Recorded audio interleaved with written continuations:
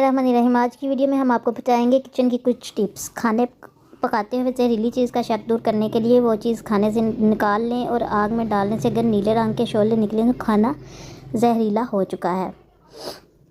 अचार को ख़राब होने से कैसे बचाएं? अचार को ख़राब होने से बचाने के लिए लींबू का अरक या सिरके का इस्तेमाल किया जाता है। 1 किलो अचार में 2 खाने के चम्मच लींबू का अरक या सिरका डालने से अचार ख़राब होने का इम्कान नहीं रहता। अचार को हर माह धूप में रखें, चम्मच से अचार को हिलाएं। अचार ज़्यादा हो तो पोटाशियम मेटाबाई सल्फेट डालने से अचार ख़राब नहीं होता।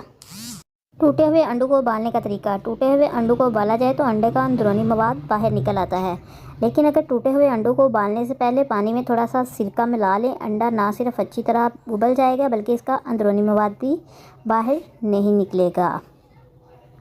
आटे को खमीर होने से कैसे बचाएं? गूंदे हुए आटे को खमीर से बचाने के लिए इसकी सतह पर अगर घी की हल्की सी तह चढ़ा दी जाए तो आटा खमीर नहीं होगा। तो व्यूअर्स, कैसी लगी आपको आज की video? Please like, comment and subscribe my channel. Thank you.